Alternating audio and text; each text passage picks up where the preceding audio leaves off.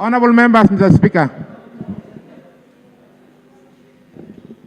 My party leader, after the election, his house was raided, the Honorable Kyagulanyi Ssentamu Robert, who is an OB of this house. He managed to sneak away. I kept seeing the military, I kept seeing the Minister of Information here saying no one is after him. But as they were saying that, the military was continuously descending on his home, raided it, broke into it, beat up his wife and family members. And the following day, the minister and other dignitaries were saying, no one is after this man. I said, look, just like I have made it succinctly clear, no one is above the law.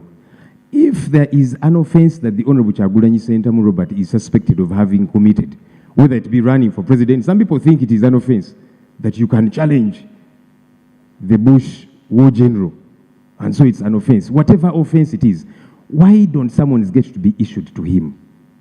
So that then he's able to show up and is charged. Honorable Speaker, yesterday, his siblings tried to access his home. After the minister again said, no, all is well, people can access. His siblings went there yesterday. And police officers, several of them deployed there, they said, we don't have authority to allow anybody to access this place. I want to know, is it official that the Honorable Kyagulanyi Ssentamu Robert is under house arrest? And for that matter, people cannot access his family. And for that matter, it should continue this way. Because why are you not summoning him if there's a particular offense that he has committed? And again, Honorable Speaker, let's forget that this is the leader of the NUP, which you might not like. That's okay. But this is a Ugandan. This is a leader for all intents and purposes. Why is the law operating this way? And Honorable Speaker, the good minister here has got experience with the law being absquatulated. He suffered a similar fate when he was abducted. He was taken away for days on end. His family members were looking for him. Colleagues in this house spoke out on the Hansard, by the way. They said, where is Honorable Chris Baryomunsi? Government, where have you taken him and all the others? People fought for you. Yes. Until eventually, government, due to the pressure exerted by members here and elsewhere, they produced the gentleman in court. But we were saying, why were you hiding him wherever and treating him the way they were? Right, Honorable Speaker. Members, I also want to congratulate all of you who made it through, including, but not limited to, the leader of opposition, who by his account, this was an unfair process, but nevertheless, he made it. He talked about many things, including that the home of the Honorable Kyagulanyi is a prison. But I want to say that, first of all, a prison presupposes that there are prisoners in a premise. That home is not a gazetted prison. The Honorable Kyagulanyi himself is not there. So I want to state categorically that that home is not a prison. There may be inconveniences, and security may have reasons for their presence there. I think those ones we can iron out, but the home of the Honorable Kyagulanyi is not a prison. Two, abductions. We don't abduct, we arrest. If you breach the law, you get arrested. And we can account for all those people under custody. You may delay to be produced, but we don't abduct as government. Thank you. Honourable Minister for information, and then you can. Thank you very much, Right Honourable Speaker. I also take the opportunity to congratulate colleagues who went through and thank whoever participated.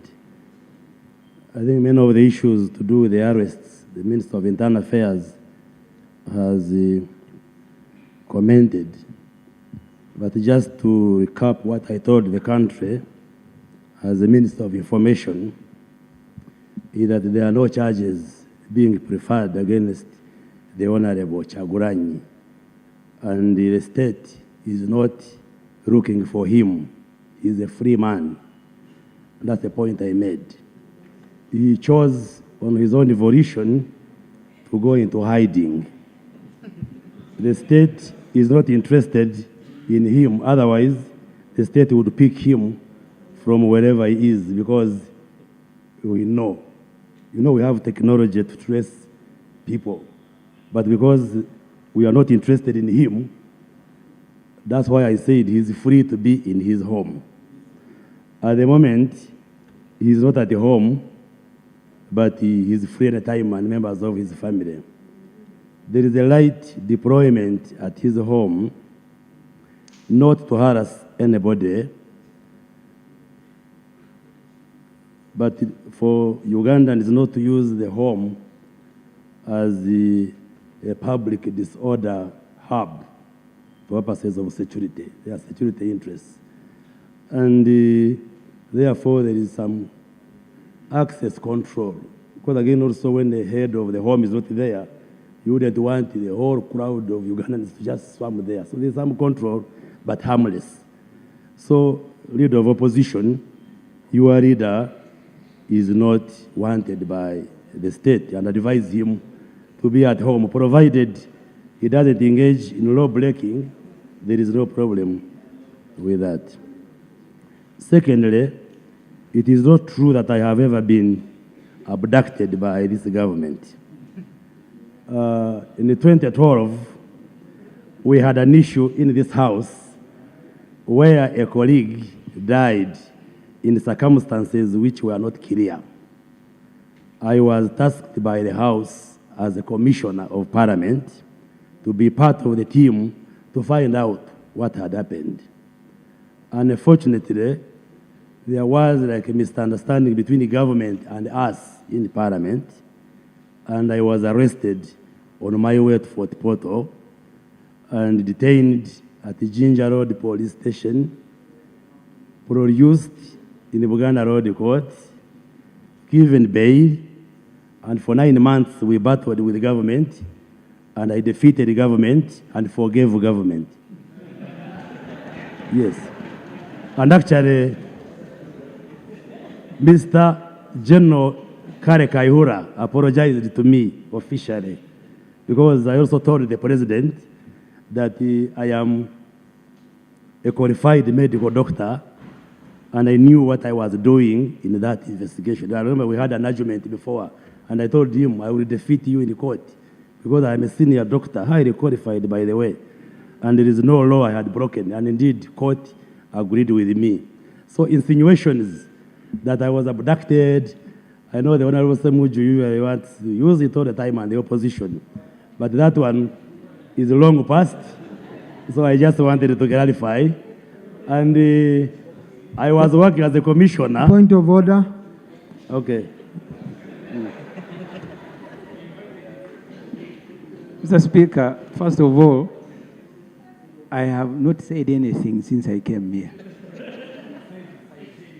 But the Honorable Chris Bariomunsi, who was charged for stealing Nevanda's body parts,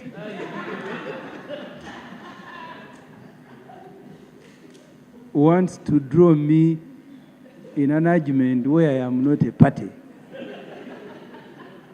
I went to see him at Ginger Road Police, where they had denied him even sandals. And I followed this matter up to court, stood with him. Is he in order not to thank me,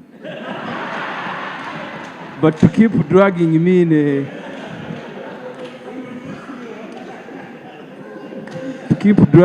in his submission and create an impression that I have said something, yet I have said nothing? Is he in order?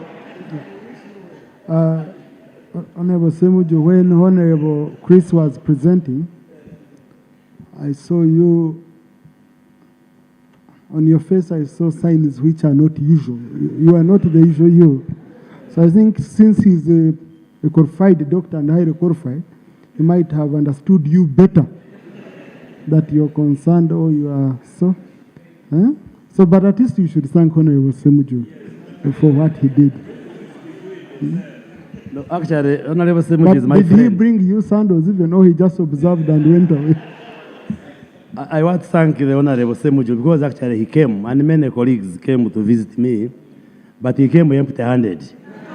He came empty-handed.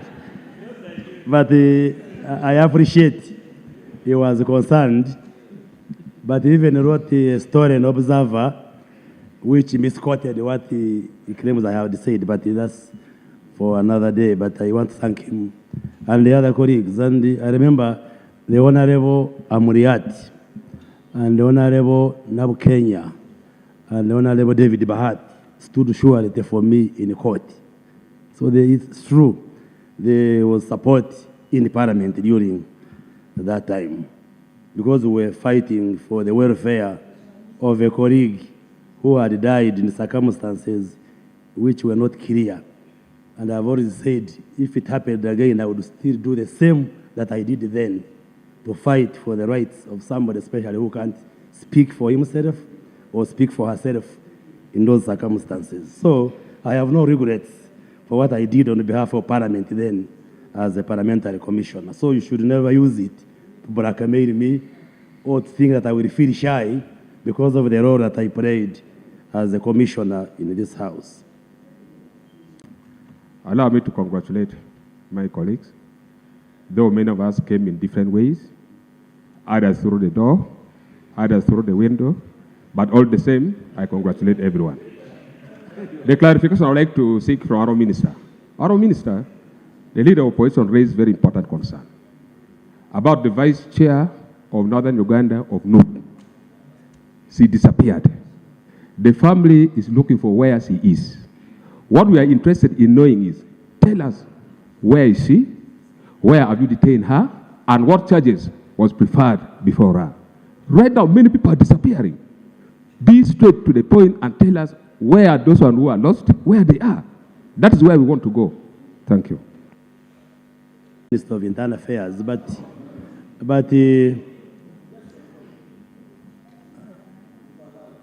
okay. Colleagues, once it clocks 3 p.m., we are going back on the order paper. So, Minister, conclude. I think police and security agencies are doing their work. If there are people who are breaching the law, police and other agencies are mandated by law to take action.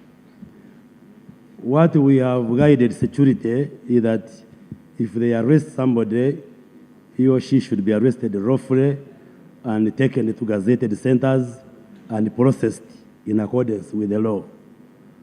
Now, cases of those you are saying have been abducted, I cannot confirm here that someone has been abducted because there is a law on missing persons.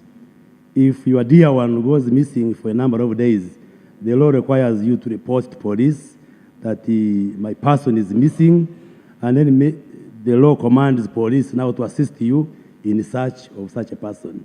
But the information I have, that those who are being arrested are being processed for court, and then they are charged and handled accordingly. We do not condone abducting or arresting people and keeping them in areas which are not known. That is not the position of government. But the Minister of Information, rather of Security, Internal Affairs, maybe later, can give us information regarding those cases you are reporting. Lastly, Right Honorable Speaker, you have guided on the biometric voter verification kits. I chaired a committee of cabinet that prepared that intervention of using the technology. And indeed, it is the government which initiated it, and the purpose was to ensure one person, one vote, just supplement the efforts of voter verification. Unfortunately, on the day of voting, we got a report that there were technical hitches. I was given a report on phone as the Minister of ICT, but an agreement was made with the Electoral Commission that voting goes on using the manual register. And the failure for the machines to work on that day did not in any way injure the integrity of the exercise. Yes, but eventually the technical hitches there were software-related technical hitches, but I think a report will come. The voting still went on because in any case, candidates are supposed to have strong agents to ensure that they oversee whatever happens, and I think the exercise went on well. But eventually, the technical hitches were sorted, and in the subsequent elections for local governments, the machines are being used very effectively. But the elections. I thank you very much. Thank you. Lop, 1 minute. Just 1 minute. Then Minister for Finance. Right, Honourable Speaker. Procedure. The procedure matter first.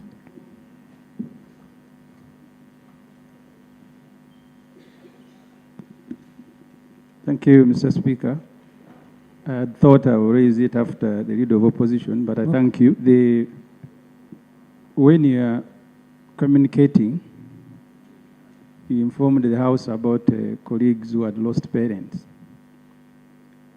I had thought, Mr. Speaker, that you are going to inform Parliament about the Honorable Mwanga Chivumbi, who was arrested. Has he died? Who was arrested. No, because Honorable Semji just wait, because I informed colleagues about members who had lost their loved ones. So I talked about the dead. So I just want. Mr. Speaker, it's a tradition in this Parliament. In fact, in the past, even birth will be announced. When we have a colleague arrested, in the past, we have been briefed, and the Parliament has offered to help. So I had thought, Mr. Speaker, and I'm not blaming you, that you will inform us about the Honorable Mwanga Chivumbi. We keep reading reports that 10 people were killed in his house. But since that matter is before court, I thought as a colleague you will need to know and demand from government an explanation regarding his circumstances, especially the ones that don't offend the law regarding people who are suspect. So that's a procedure issue, Mr. Speaker, I am raising. Thank you. You had scared me, Honorable Semuju. Usually how we handle these matters, we have the CID officer attached to Parliament. He gives us a report as a leadership, and then from that report, we are able to follow up on such a matter. So I'm going to ask the CID officer who will share with us a report through the clerk, and we shall offer any assistance within our means as the leadership of the House, like we do for other colleagues. Yes, Honorable, allow 1 minute. Honourable Speaker, I think it's because the modus operandi really is that for any colleague here to be arrested, someone's go through your office. But of course, what we saw with the Honourable Mwanga Chivumbi is that his home was raided by the military. Thankfully, and imagine I'm saying thankfully, for him, he was not disappeared away. He was taken to police and then court. Never mind that the raid was outside of the law, really. The concern about the others is they were taken and we don't know where they are. Honourable Speaker, the Minister for Information has said that the home of the Honourable Kyagulanyi is suspected to be used as a public disorder hub. Those are the words that he used. And therefore, there is access control. I think you should not operate in the dark. If you think that my home has got an issue with public order, accessibility, why do you not bring me on board so that I know what can I do, what can I not do? Because now you know, but the family doesn't know. So when they come, they are banging doors, the wife refuses to open. She's thinking, are these coming in good faith or not? Eventually they break and beat her up. But when you inform the family that now these are the standard operating procedures, no one is supposed to visit you. No one is supposed to bring food for you. Then we know, and we also get to see what can we challenge. But now you know. The family does not know. Yesterday, his siblings went to see him, to see the family. They were denied access. So can we know, Honourable Minister, it's not enough for you to say we have put in place access controls. To what effect? Because when I know then tomorrow if I flout what you have laid down, if it is legal, I can be held liable. Thank you. Finally, Right Honourable Speaker, again, this talk of there are people inciting violence and that's why the state is operating that way. Incitement of violence is an offense in this country. Why don't you charge them? If you think the Honourable Chagulanyi has incited violence, issue him with summons. That's what I've been saying. But for you to say he's inciting violence, that's why we shall raid his home, break things, beat up his wife. You're operating outside the law. Issue him with summons. And very finally, Right Honourable Speaker, you see, abductions, and why we call these abductions, the Minister for Internal Affairs, who was saying that, yes, I went through, even though I'm saying the process was unfair. You see, we blame Idi Amin's regime of having killed people, and yes, they did. But Idi Amin did not kill everybody who was present in the country at the time. But let me get back to my point. The reason we are calling these abductions is because how can 7 days later, 2 weeks later, families don't know where they are? Honourable Minister, you have said that you are aware that for some of these, they are being processed for court. Tell me, you quote for me a law which says you can hold somebody for 7 days, for 2 weeks. The family doesn't know. The lawyers don't know. But you're saying you're processing them for court. How is that legal? How? You help me understand. Because if you're processing them for court, the family has got to be able to access them. Lawyers should be able to access them. If they're writing statements, they have a right to have legal counsel with them. But you're saying 10 days later, you're processing them for court. We don't know the state in which they are. Family cannot access them. You, with due respect, the Honourable Minister should be ashamed of telling us these things that are outside the law. You should be apologizing the same way you're saying government, if it apologized to you and you forgave